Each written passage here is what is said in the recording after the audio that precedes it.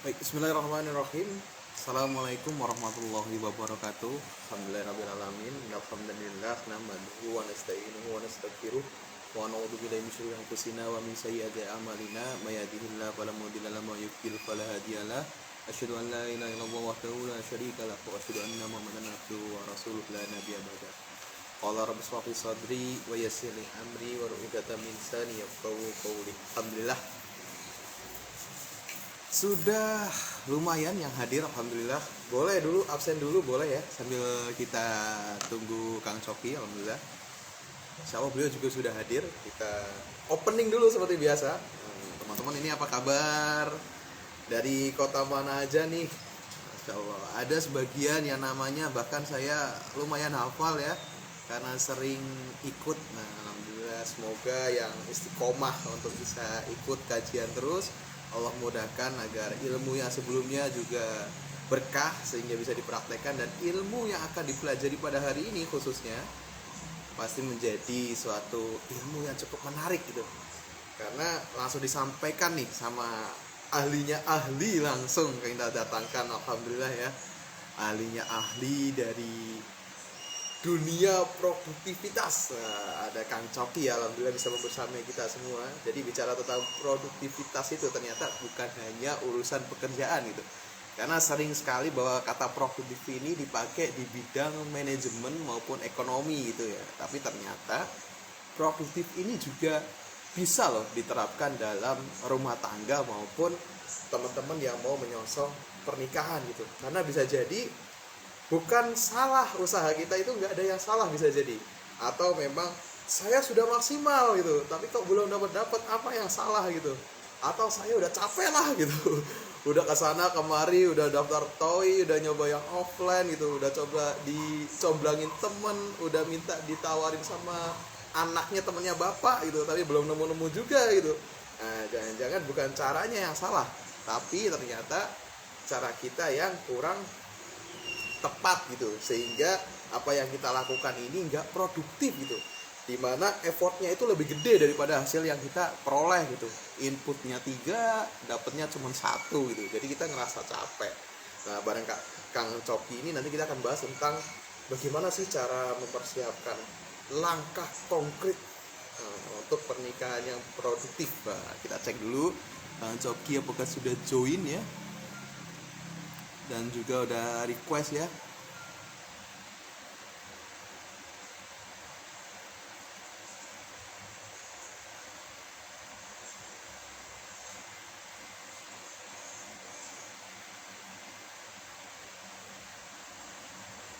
Ya teman-teman, untuk yang sudah punya pertanyaan maupun nanti sudah disiapkan pertanyaannya sebelumnya, silahkan nanti bisa ditulis ya di kolom komentar, nanti kita akan coba langsung tanyakan sama Kang Coki. Nah, ini udah hadir nih Kang Coki ya, alhamdulillah.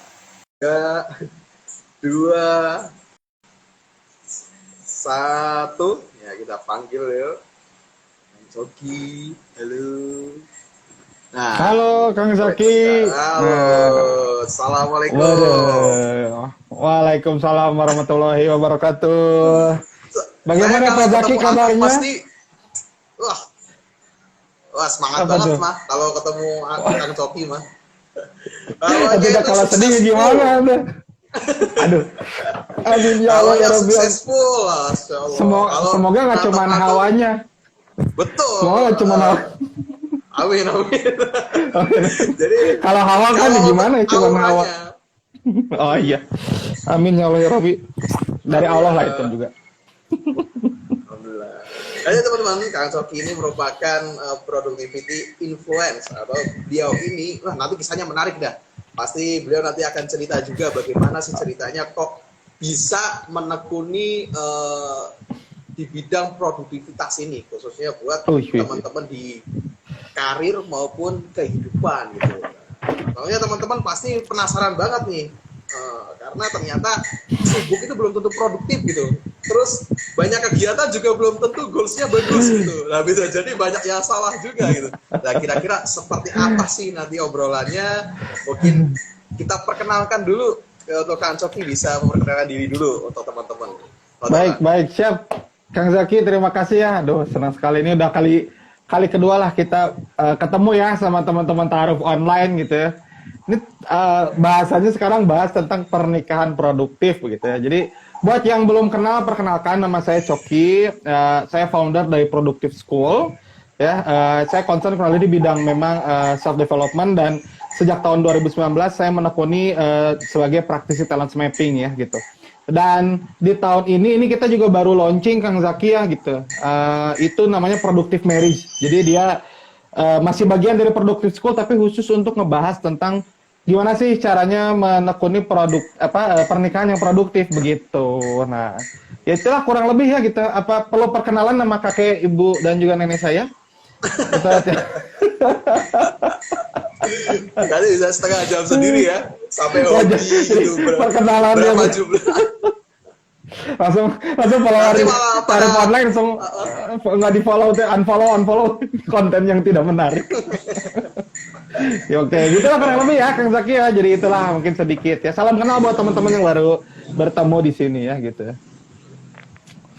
Wah. Baik Kang Coki. Dari judulnya nih ya. Ya gimana konkret. gimana. Langkah konkret menuju pernikahan produktif gitu. Ternyata konkret ini sebenarnya gimana sih Kang? Apa namanya? Individu yang seperti apa yang sehingga bisa dikatakan dia itu benar-benar ngelangkahnya tuh mantep gitu, bukan hanya pengen nikah gitu atau ikut-ikutan gitu. Kayak apa sih ciri-cirinya orang yang konkret langkahnya itu? Aduh. Ini berat ya pertanyaannya. Boleh nggak saya jawab? Padahal topiknya itu ya, hari ini padahal topiknya itu ya, Kang Zaki ya. Atau kita coba telepon bantuan? Ini kayak ditanya once to be a millionaire ya. Jadi sebenarnya gini Kang Zaki kan, sebetulnya saya tuh dari tahun 2009 suka nulis ya Kang Zaki ya di Tumblr gitu. Tapi tahun 2014-15 nggak tahu kenapa jadi suka banyak bahas tentang masalah hubungan, baik dengan pasangan, pernikahan dan rumah tangga. Padahal belum nikah waktu itu ya gitu. Jadi akhirnya banyak curhat lah gitu. Jadi sebenarnya dari tahun 2015 kita mendalami tentang topik-topik pernikahan lah, pernikahan Islam gitu ya. Nah, banyak tuh orang yang pengen nikah. Nah ini nih kenapa bahasanya langkah konkret ya. Pertama kita bahasnya, banyak orang sebenarnya pengen nikah tapi langkahnya nggak konkret. Itu dulu yang pertama sebetulnya. Kan suka ada mungkin di lingkaran kita ya kayak gini. Kamu mau nikah nggak? Mau. Kapan? Ya nanti dah tahun sekian gitu ya. Nah, tapi cuman pengen doang gitu, kebayang nggak kan? Ya, gitu. Jadi cuman pengen aja, dan mungkin itu juga kita kayaknya hampir semua orang pernah ngalamin itu ya gitu ya. Baik yang udah nikah atau belum. Saya meyakini karena saya juga dulu gitu loh, nggak konkret kayak pengen nikah gitu lah gitu ya. Nah, tapi waktu itu jadi itu nggak konkret. Jadi hanya sekedar pingin. Yang orang lupa adalah bahwa pernikahan itu kan untuk menuju nikah itu diperjuangkan begitu. Ada step-stepnya. Ada yang harus dilakukan. Nah, orang berharap sebetulnya, saya nggak tahu ya, mungkin inspirasinya banyak terinspirasi dari kisah-kisah putri yang berada di kastil ya, tahu ya Kang Zaki ya, yang dijemput tiba-tiba datang pangeran berkuda putih gitu ya. Jadi dia menunggu tiba-tiba nih kan gitu ya, sosok. Nah, jadi itu yang juga jadinya rame sih. Kalau di perempuan ada istilah kan, wanita menunggu ya gitu ya, gitu. Wanita menunggu, laki-laki menjemput. Nah, padahal bicara langkah konkret itu benar-benar dua-duanya memperjuangkan. Nah, jadi bicara konkret itu ya intinya mereka emang menjalani step by step untuk menuju pernikahan itu gitu. Mulai dari mempersiapkannya. Nah, mempersiapkan ini yang kadang-kadang kita nggak ngeh lah, karena coba aku nanya Kang Zaki ya, ke Kang Zaki gitu. Kang Zaki sekarang udah lulus kuliah kan ya? Bener nggak? Udah, alhamdulillah sudah. Udah ya? Alhamdulillah ya gitu ya. Kuliahnya maksimal 6 tahun atau kuliahnya maksimal 6 tahun atau gimana? Oh, enggak. Biasa. Oh, biasa ya cepet ya. Kuliahnya alhamdulillah.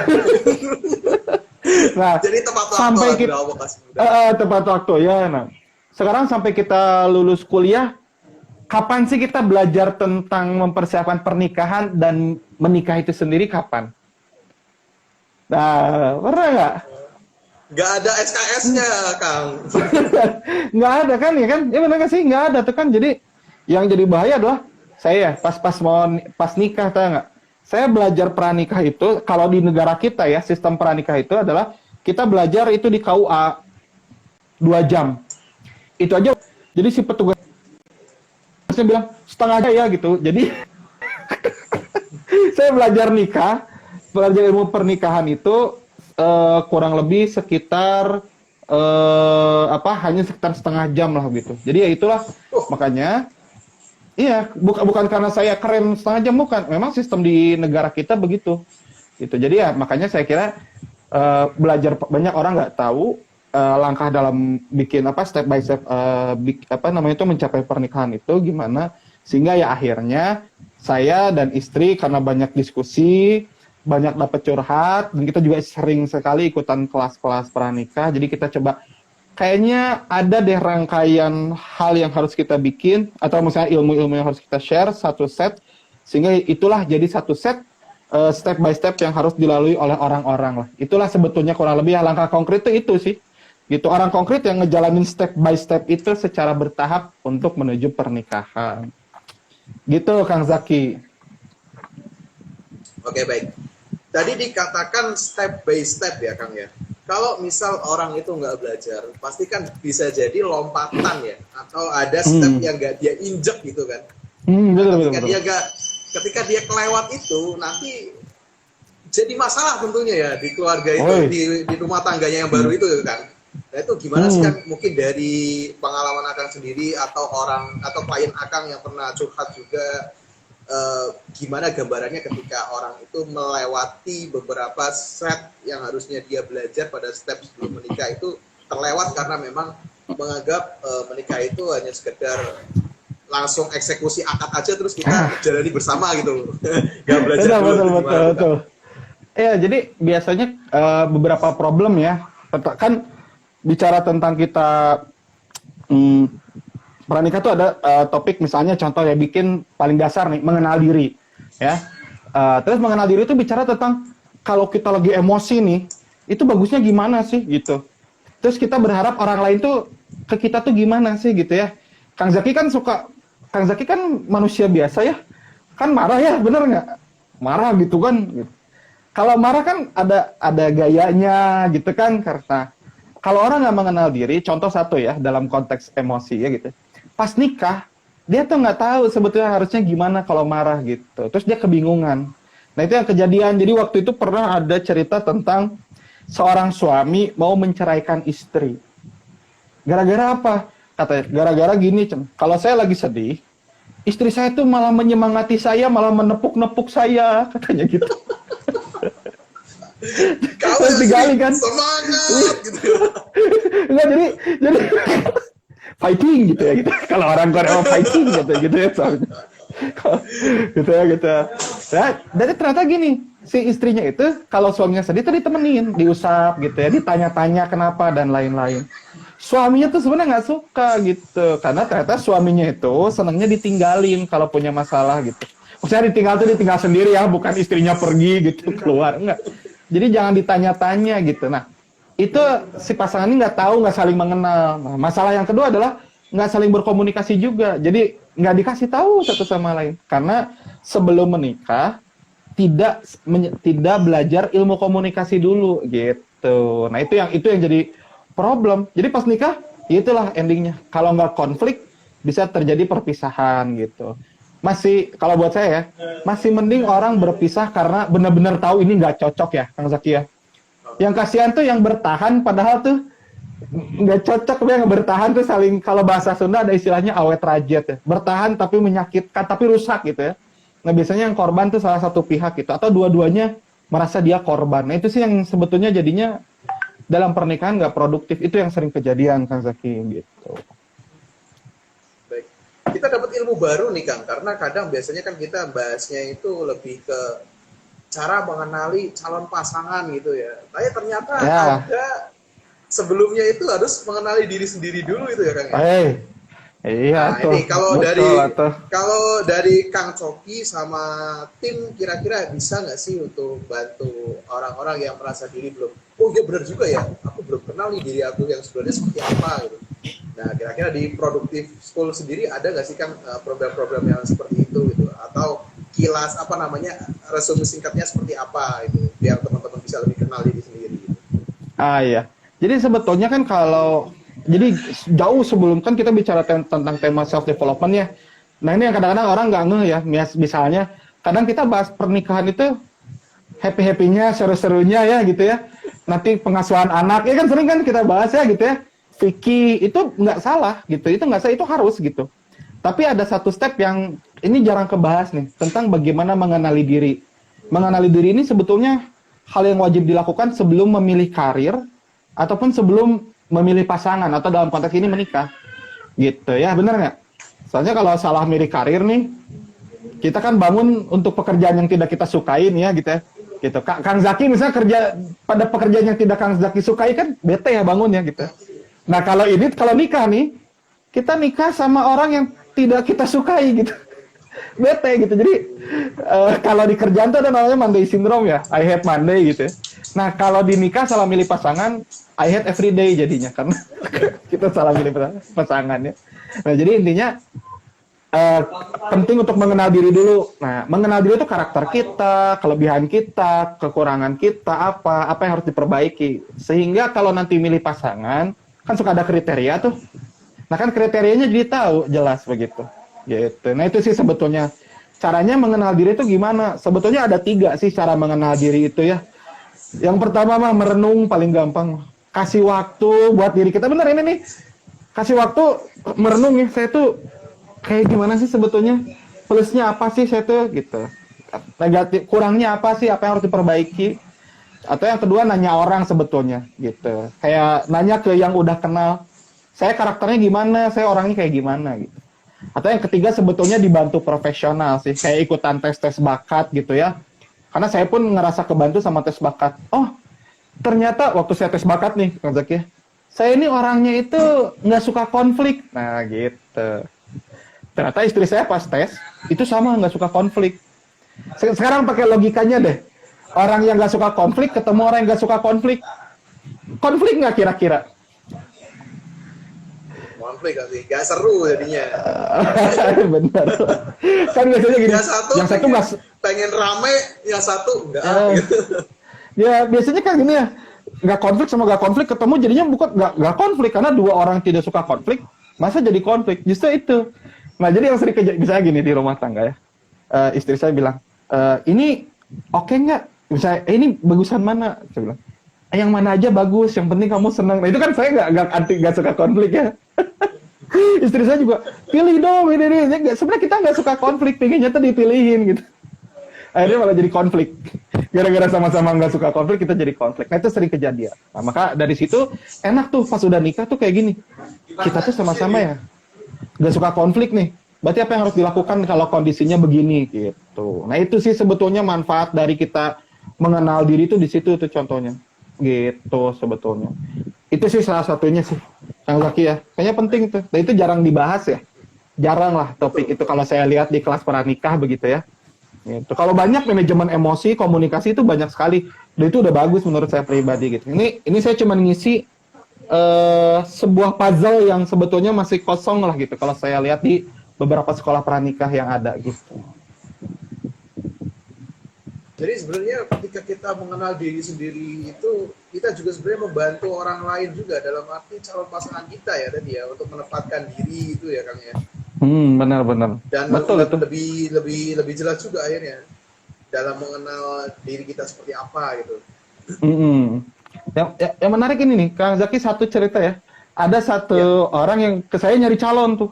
Kang, saya mau cari calon. Pokoknya calon ini bagus, ini hasil mengenal diri ya. Pokoknya calon ini harus mampu menghadapi saya yang suka marah-marah. Yang kalau saya mengambek sedikit, emosional gitu. Kalau kita normal kan gini ya, nggak boleh gitu dong, jadi laki-laki, harus tenang. Cuma karena saya mengenal ya konsep diri, maksudnya semua orang punya karakter. Ya udah emang harus nyari yang kayak gitu. Dan ada nggak perempuan yang apa namanya itu istilahnya ya siap menghadapi kondisi itu? Ada gitu. Ada aja dan akhirnya udah menikah juga gitu pasangan ini gitu. Jadi ya itulah pentingnya mengenal diri ya, biar kriterianya nggak salah sih, salah satunya sih itu. Definisi dari saling melengkapi ya Kang ya akhirnya ya. Nah itu. Saling membantu membahagiakan. Nah itu sih kalau bahasa saya. Itu. Kalau udah nikah kan suka, aduh saya lagi lelah nih gitu ya gitu, terus pasangan juga lelah, ayo gimana nih kita saling support biar happy gitu. Iya. Berarti kalau untuk apa namanya, karena di TOI ini kan basisnya kan pakainya CV kan untuk pertama kali ya. Betul Jadi betul kita betul. mungkin lihat kayak kasus yang tadi akan sampaikan, kayak misal di CV itu disebutkan bahwa saya orangnya emosian, kira-kira kamu bisa nggak buat bisa menenangkan saya gitu ya Kang ya. Berarti selaku Betul. orang yang melihat CV tersebut, tipsnya Kang biar responnya itu bagus ketika melihat itu kan secara umum dinilai sebagai kekurangan ya Kang ya. Gampang Hmm, marah, terus mungkin males, mager gitu kan. Itu kan kekurangan. Tapi tadi ternyata ada nih sisi tambahan dari calon pasangan kita yang bisa membuat nilai negatif tadi jadi netral atau positif gitu kan. Jadi kalau kita benar. yang ngelihat kekurangan itu sebagai bentuk calonnya dia gitu, kira-kira responnya seperti apa sih untuk urutannya kan ketika ngelihat negatif gitu, tapi kita yakin bisa Iya. mengisi kekosongan itu gitu. Pertama sih kita dari gini ya, kalau misalnya kan ya teman-teman kan kalau mau nikah tuh biasanya pas kita perkenalan nih, mengenalkan karakter diri ya gitu. Nah, kita harus paham juga bahwa konsepnya pas kita mau nyari calon pasangan tuh bukan nyari bukan menuntut lah gitu lah bahasa. Kan suka ada ya gitu ya. Saya orangnya begini, pokoknya saya mau kamu nanti begini kalau nikah. Sebenarnya nggak nuntut harusnya gitu. Cuman kita menyodorkan kondisi diri istilahnya. Saya orangnya emosional dan saya tahu saya emosional. Saya perlu partner yang bisa menemani saya agar saya itu tidak emosional apa namanya itu amarah membludak-bludak gitu loh. Saya sedang mencari partner itu yang mau bersama-sama membantu saya. Jadi konsepnya memang bukan nuntut kayak saya begini loh, nanti terima apa adanya gitu, enggak gitu. Maka kita kalau buat saya itu kita melihat melihat kondisi itu adalah kondisi yang memang harus diperbaiki ya. Kayak tadi misalnya marah misalnya gitu. Karena itu faktor kayak marah kayak gitu itu bisa banyak faktor. Cuman yang ini nih, tadi ada istilah ini sih. Saya mager orangnya. Kalau mager itu nggak bisa ditoleransi. Saya tuh Akhirnya ternyata ada orangnya, ya. saya orangnya tidak bisa mencari nafkah. Nggak bisa tuh laki-laki begitu. Yang lihat juga males banget gitu kan. Cuman kayak saya sedang berjuang mencari penghasilan dan sekarang sedang mencari. Nah itu tuh kan kelihatan. Cuman saya belum belum dapat nih. Nah itu boleh kondisi itu. Coba kalau saya mager, saya tidak punya visi ke depan. Laki-laki ini laki-laki ya. Ya tuh laki-laki itu mah harus bisa gitu. Makanya sebelum menikah tuh harus beres dulu itu. Maksudnya mempersiapkan diri itu salah satunya. Nah, maka itu yang sebagai kita yang ngasih ya gitu ya. Nah, kalau si pihak nanti yang lihatnya, yang lihat CV gitu, misalnya kita lihat, ada kekurangan.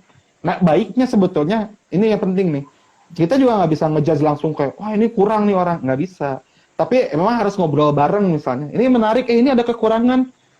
Cuman kurangnya kenapa ya? Misalnya emosional. Nah, itu jangan, kita sebagai orang yang lihat tuh jangan gini. Berarti dia tuh nanti setiap ada konflik, marah-marah. Ya gitu ya, ngacak-ngacak rumah gitu ya ngegunting-guntingin bantal misalnya gitu. Nggak gitu, tapi kita harus ngobrol emang. Jadi kayak, kamu tuh gimana sih, apa yang bikin marah nanti suatu saat. Kan kalau misalnya di taruh online tuh ada, setelah kita ngajuin kan nanti ada ngobrol barengnya. Benar nggak sih? Nah itu bisa di sesi nazar atau pertanyaan itu bisa ditanyakan. Sehingga, oh ternyata ini gitu kan, saya gini. Memungkinkan nggak ya saya untuk bisa menemani orang ini gitu. Mau nggak saya menghadapi itu?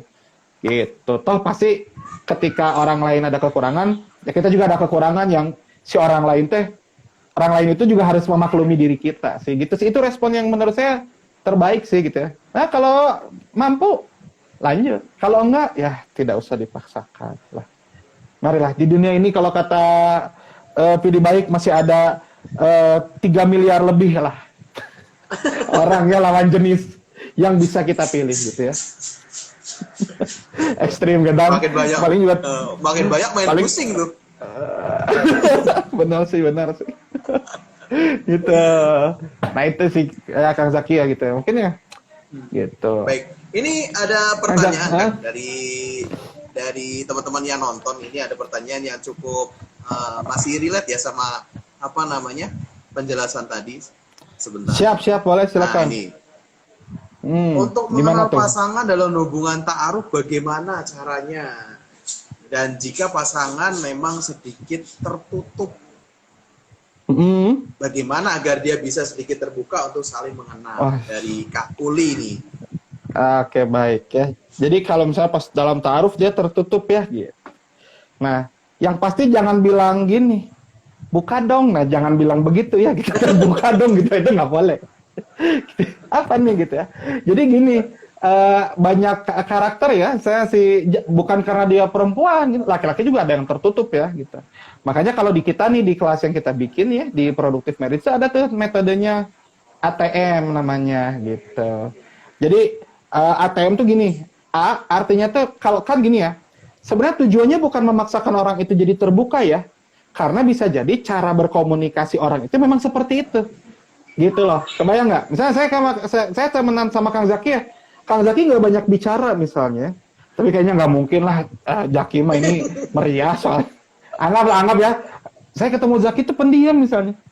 Nah, saya nggak akan maksa, kamu cerita dong. Tapi pakai metode lain dalam mengenal ini, namanya ATM. A itu artinya amati. Jadi, amati sebenarnya perilakunya kayak gimana. Amati kesehariannya, amati juga, misalnya kalau sekarang ada sosmed tuh, amati tuh sosmednya, itu bisa jadi patokan sebetulnya. Bisa LinkedIn-nya, bisa Instagram-nya, Twitter, Friendster, MySpace, dan lain-lainnya gitu. Ini kalau ada yang tahu Friendster sama MySpace, oh ini kejamanan kita segenerasi ya gitu. Zaki ngalamin? Enggak.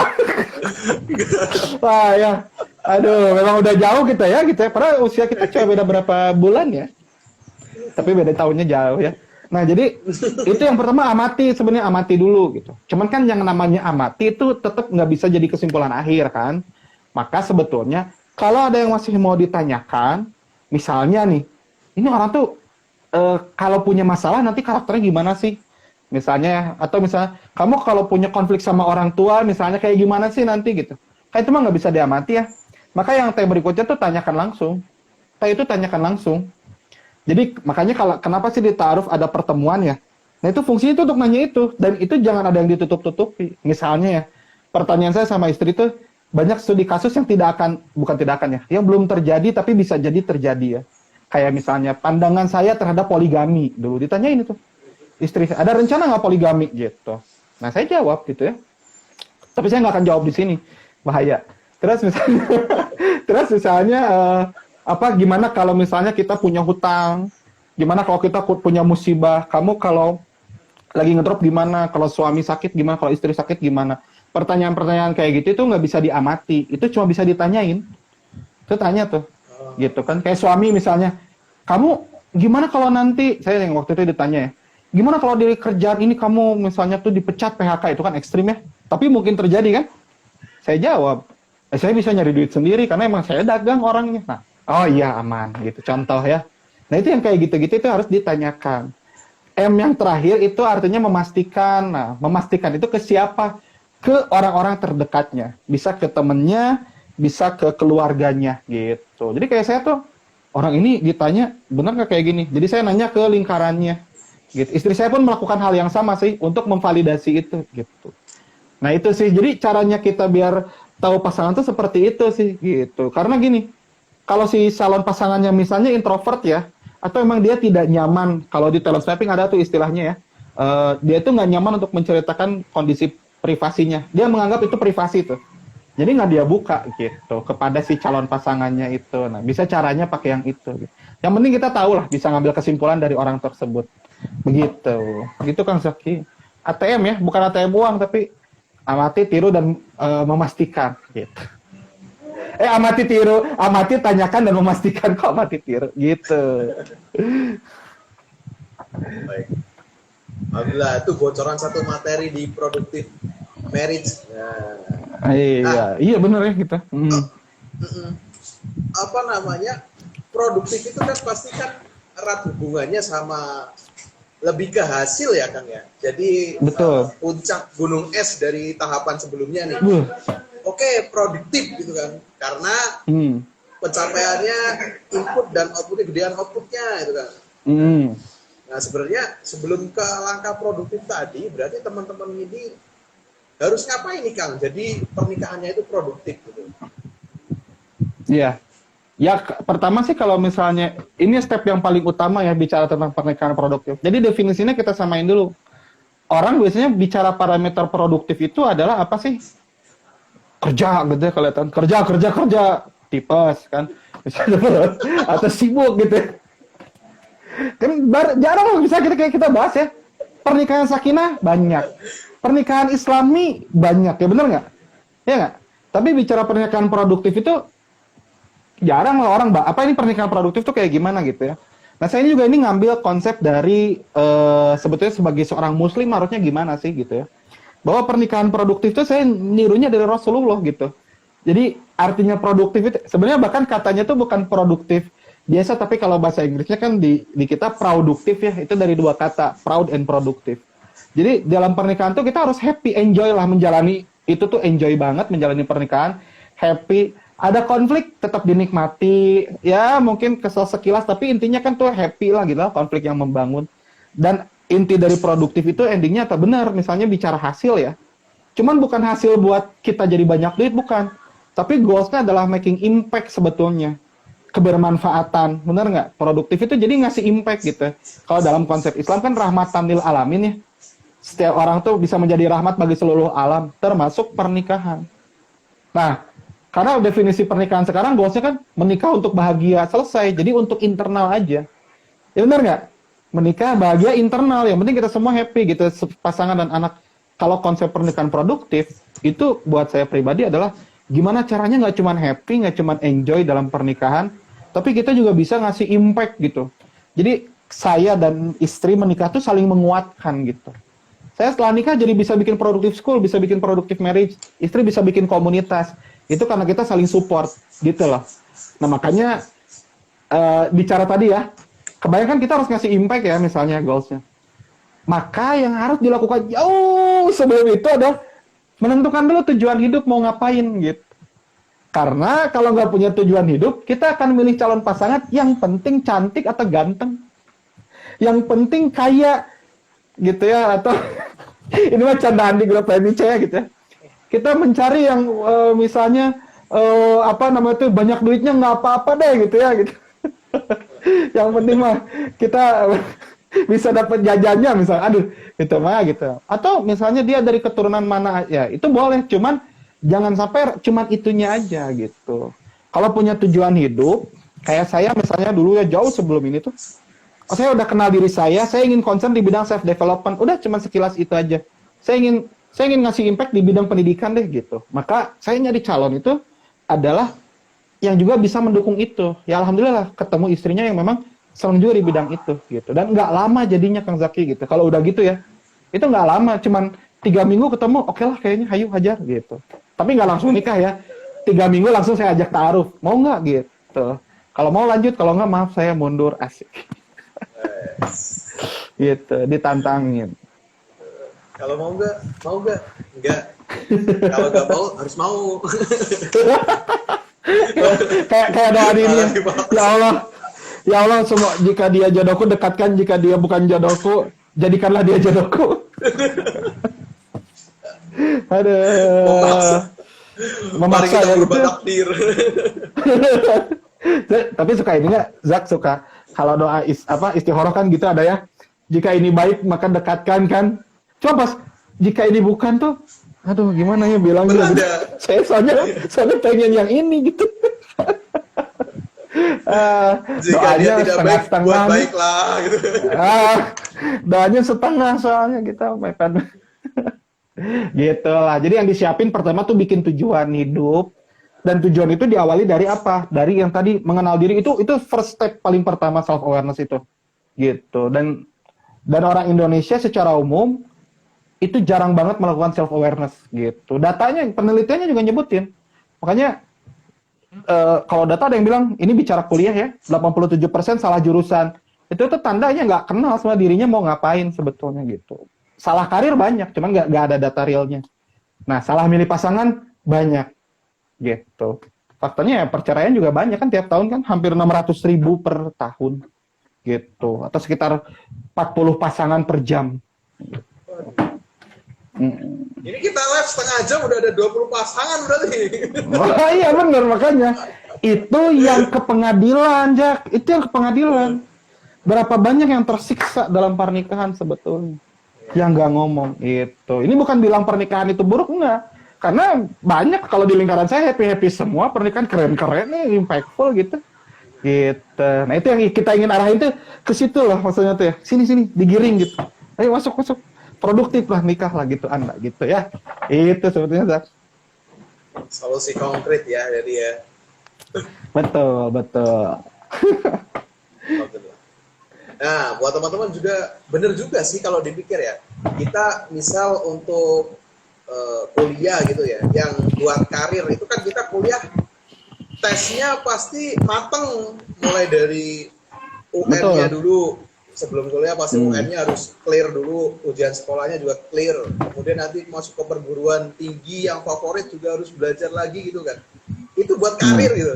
Begitu lulus, ternyata jurusan sama yang dikerjain beda gitu kan. Itu masih salah gitu, apalagi pernikahan ya yang itu tadi ketika kita kuliah bahkan kita nggak belajar ya, makanya jadi penting banget itu buat belajar gitu. Dan Kang Sofi punya apa namanya satu paket materi gitu gentong. Ya Kang ya. Oh, saya kira punya gentong. Satu paket mystery box yang akan membuat hidupmu lebih produktif. Nah, kira-kira kalau teman-teman nih belajar sama Kang Coki sama teman-teman di Productive Marriage, kira-kira belajar apa lagi sih Kang biar teman-teman gambaran mungkin yang kayak yang kerja atau yang waktunya nggak begitu luang kira-kira bisa menyesuaikan juga apa enggak gitu. Oh iya, jadi ya betul ya. Jadi teman-teman kebetulan kita itu di dulu itu Productive School itu karena merasa bahwa pernikahan itu bagian dari produktivitas hidup, kita bikin topik-topik ya atau kelas bahas tentang tema pernikahan ya waktu itu ya. Jadi mulai dari visi, mengenal calon, terus komunikasi rumah tangga. Cuma itu tercerai-berai materinya. 2 minggu sekali kita misah-misah. Dan akhirnya kita berpikir sama istri waktu itu ngobrol, udah deh kita beranikan diri ya, karena nekat waktu. Kita bikinnya satu set ya, sebuah kelas intensif untuk membuat menjelaskan tentang pranikah lah, apa aja harus dilakukan. Itu satu set tuh. Jadi kita bikinlah teman-teman namanya Productive Marriage Intensive Class. Ini kelasnya intensif. Nah, kenapa kelasnya intensif? Pengalaman kita ya gitu ya. Kalau ikut kelas pranikah kan kadang hanya materinya aja ya. Tapi ada yang nggak kejawab nih gitu. Ada yang nggak kejawab kayak misalnya pingin curhat lah, menceritakan ibunya lah, menceritakan bapaknya lah gitu. Keluarganya yang percaya weton, calon pasangannya yang kabur dan ghosting, itu kan pengen didiskusikan kan sebetulnya ya gitu ya, atau orang tua yang memaksa menikah dengan ini. Akhirnya kita bikin kelas intensif itu isinya salah satunya adalah memang selain materi itu tiap minggu ada diskusi khusus di mana semua orang bisa nanya secara anonim, itu enak seru. Terus laki-laki sama perempuan juga kelasnya dipisah biar kalau laki-laki ngobrolin yang liar-liar di grup laki-laki aja gitu loh. Nggak kan nanggung ya, kan misalnya ada tema tentang seks dan kesehatan ya, itu kan nanggung ya, laki-laki perempuan kan malu-malu. Nah itu salah satunya di situlah, itu fiturnya sebetulnya yang kita di kelas itu. Jadi ada diskusi personal juga dan ada worksheet itu step tugas-tugas yang kita kasih sebetulnya. Nah kalau topiknya sendiri sih sebetulnya ini setnya itu belajar dari awal banget tentang memahami sebenarnya nikah itu kenapa sih, apa niat awalnya. Karena kita khawatir orang itu nikah impulsif aja, lagi rame nih nikah muda gitu ya, jadi saya nggak mau ketinggalan momen ini, kayak fear of missing out gitu ya, FOMO ya. Nah ada tuh, jadi kita bahas dulu nikah tuh buat apa gitu, kita jelasin gitu ya, kayak niatnya tuh besar gitu. Nah itu yang pertama tentang nikah, karena kalau orang nikah niatnya harus benar, karena kalau kita mengenal ya, mungkin teman-temannya taruh pada istilah menikah karena Allah. Nah itu kita lurusin, menikah karena Allah tuh gimana sih, karena banyak yang secara lisan tuh menikah karena Allah gitu. Tapi dalam prakteknya, saya menikah karena orang itu, pokoknya harus orang yang itu. Ya boleh ganti. Itu realitanya ya gitu ya. Terus yang kedua bicara tentang, kita jelasin step by step-nya nikah itu apa aja, alurnya. Lalu yang ketiga adalah mengenal diri sebetulnya. Jadi jauh sebelum kita nanti milih dulu calon, mengenal diri dulu. Habis mengenal diri, terus kita bikin visi dan misi pribadi, dan visi misi pernikahan. Itu. Nah, jadi kita ajarin ini visi pernikahan contohnya gimana. Misalnya contohnya B.J. Habibie atau Pak SBY itu kan itu konkret banget tuh pasangan itu, making impact-nya kan kerasa ya buat Indonesia ya. Nah, yang berikutnya adalah kita bahas juga yang kelima itu baru gimana caranya menentukan kriteria dan caranya cari pasangan. Nah, ini menarik nih. Karena cara cari calon pasangan tuh gini, kita sering banget dapat topik tentang menentukan kriteria mungkin ada ya. Tapi langkah teknis nyari pasangan itu jarang dibahas. Jadi harus ngapain sih gitu. Jadi kita ada prakteknya gitu. Seperti buka buku tahunan, buku-buku SMA dulu dicek. Nulis calon-calon itu kayak ada tuh. Itu memang menarik. Jadi kalau alumni kita ada bahasan, itu tuh itu di list dulu karena kita tahu bahwa ada tekniknya lah gitu untuk dari calon pasangan gitu ya. Kan wadahnya banyak nih, sekolah pranikah ataupun biro perjodohan tuh banyak gitu kan misalnya. Tapi ada langkah lain yang bisa kita lakukan. Lalu setelah itu baru masuk ke ranah manajemen rumah tangga seperti manajemen keuangan ada topiknya, manajemen komunikasi, pembagian peran dalam rumah tangga sama seks dan kesehatan dalam rumah tangga. Nah, ini 4 topik yang menurut saya ini adalah pemahaman ilmu yang wajib dipahami setiap pasangan yang mau menikah. Basicnya lah. Teman-teman nggak harus jadi seorang financial planner yang expert, tapi harus tahu manajemen rumah tangga itu gimana bagi-bagi duitnya. Siapa yang gajian, misalnya kan uangnya kemana alurnya. Ini mau polanya gimana, begitu sebetulnya. Dan materi terakhir sih bahas tentang ya persiapan teknis menuju nikah sih, kayak akad, resepsi.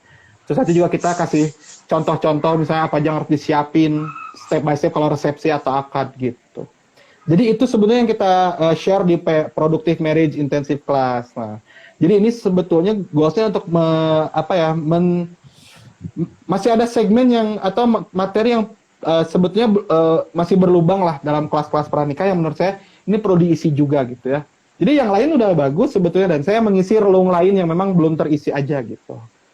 Gitu sih Kang Zaki ya. Itulah kurang lebih dah. Dan kebetulan memang kita juga di sekarang ya hari ini banget itu baru mau launching yang batch ketiganya. Alhamdulillah batch 1 sama batch 2 selalu full ya gitu ya dan ditutup sebelum penutupan begitu ya. Gitu. Jadi ya itulah kurang lebih informasinya Kang Zaki. Harus cepet-cepetan. Kang Zaki mau ikut?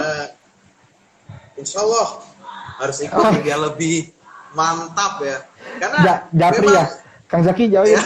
Kang Zaki join dong. Siap. Namanya nanti anonim. Diem-diem.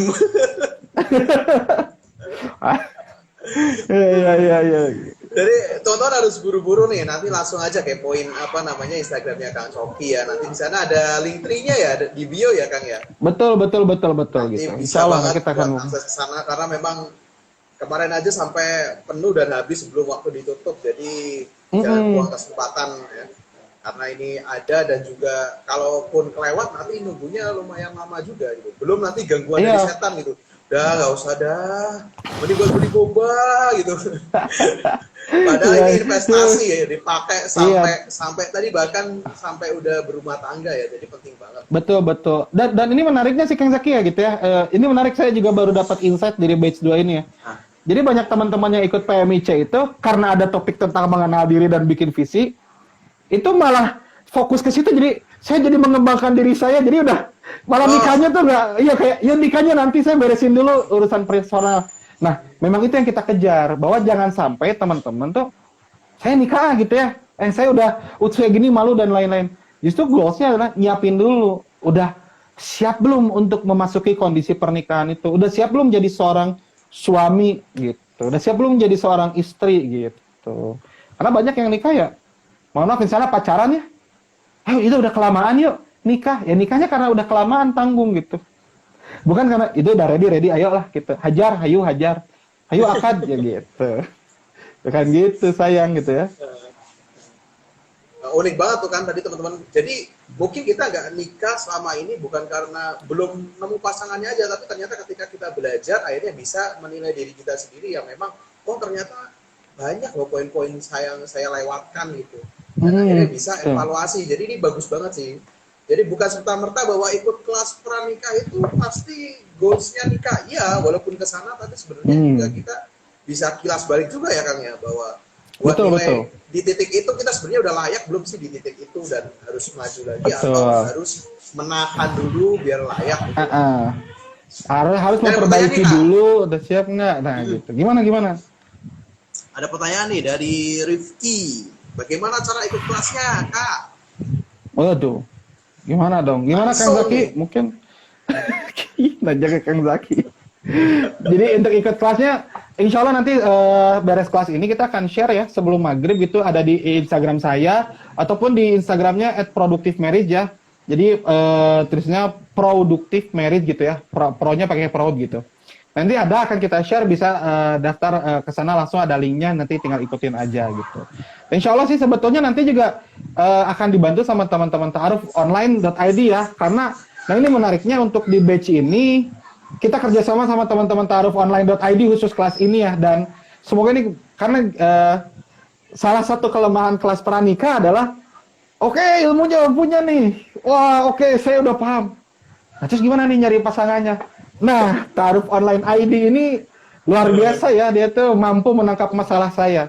Gitu. Jadi akhirnya teman-teman Ta'aruf online ngajak kerjasama dan jadi intinya kalau teman-teman ikut kelas ini itu bisa nanti juga setelahnya ikut program di ta'aruf-online.id ini gitu yang mau nyari pasangannya. Itu mah konkret lah, real gitu. Nah, itu sih sebetulnya. Insya Allah nanti kita share ya linknya di standby aja di Instagram kita. Instagram saya ataupun Productive Marriage. Jadi bocorannya itu teman-teman.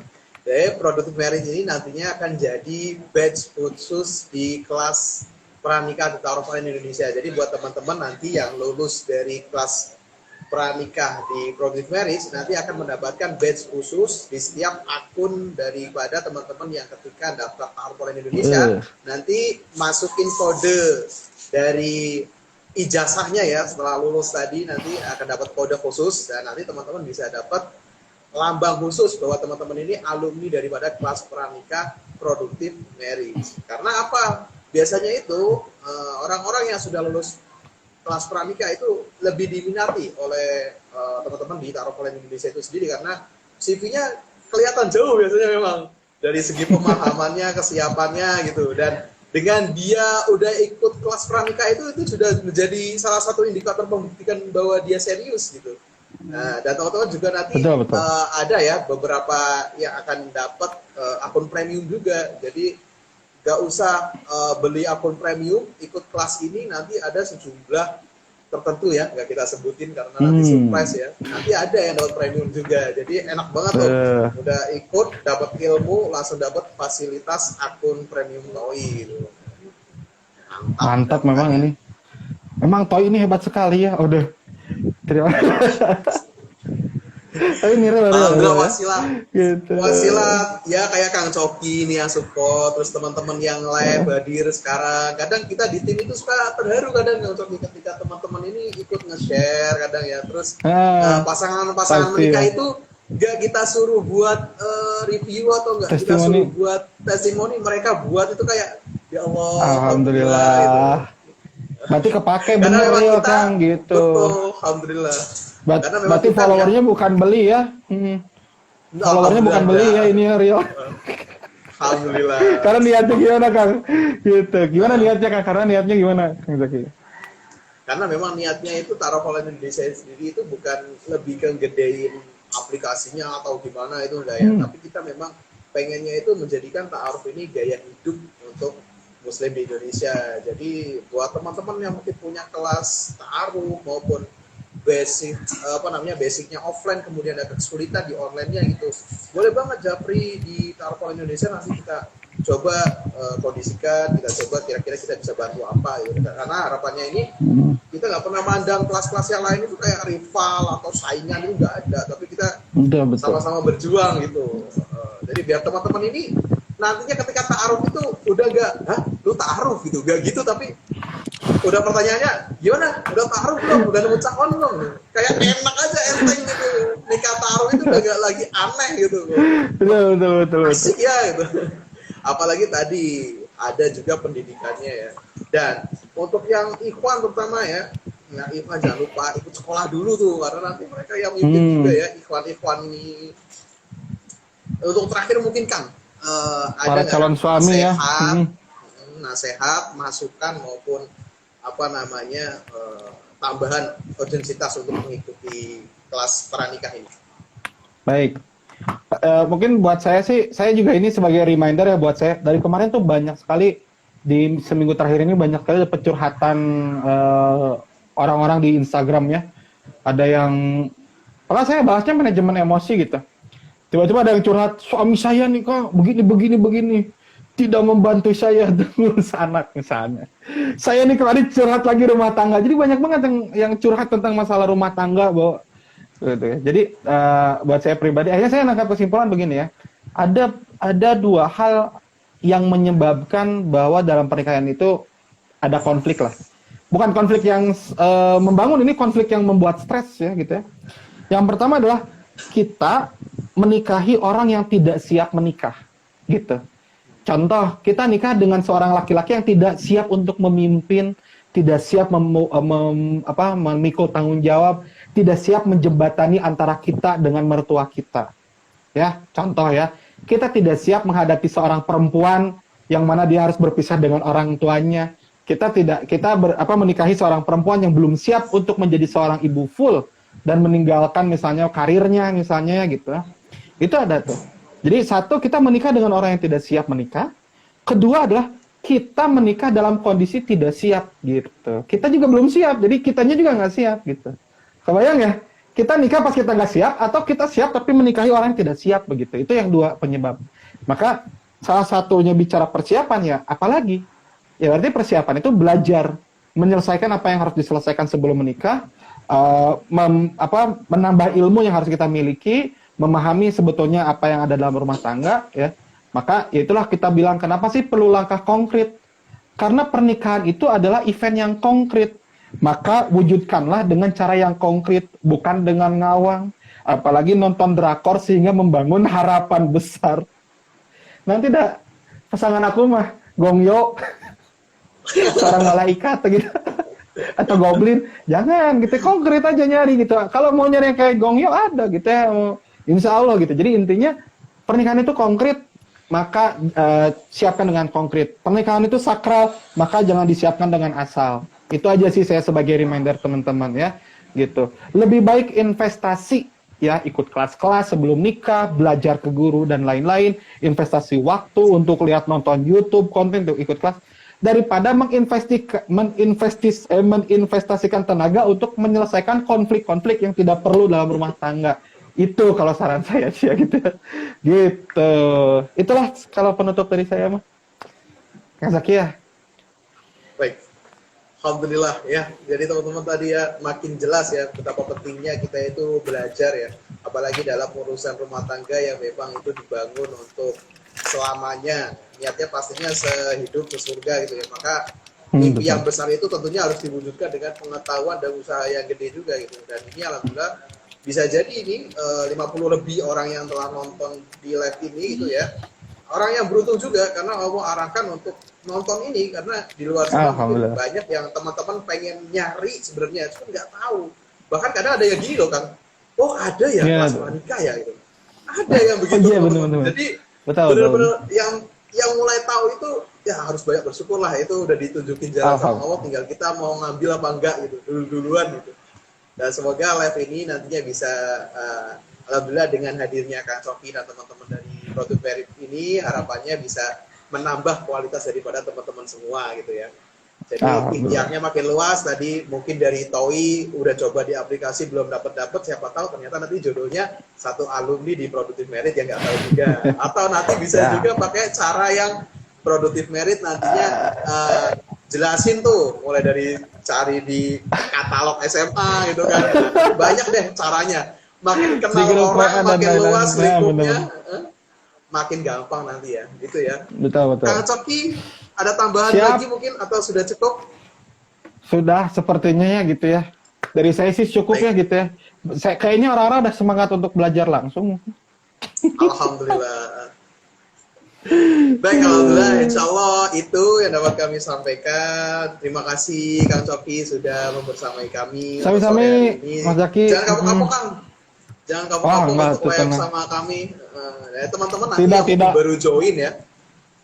Teman-teman yang baru join nanti bisa kok lihat siaran ulangnya, nanti kami bisa di GTV. Kemudian nanti buat yang tertarik untuk ikut kelas pranikah di Productive Marriage, nanti bisa langsung kepoin aja di Instagramnya Kang Coki, dan juga nanti juga di Tarponnya juga pasti akan upload daripada poster acaranya gitu ya. Jadi Betul, stay tune betul. teman-teman. Terima kasih banyak sudah sampai live di sore hari ini. Kita insya Allah bertemu di live pekan depan kembali gitu. Terima kasih Kang Siap. Sofi. Sama-sama Kang Zaki dan teman-teman Taruf Online Indonesia. Hatur nuhun, pamit mundur juga ya Kang Zaki ya. Ya, Assalamualaikum betul. warahmatullahi wabarakatuh. Waalaikumsalam warahmatullahi wabarakatuh.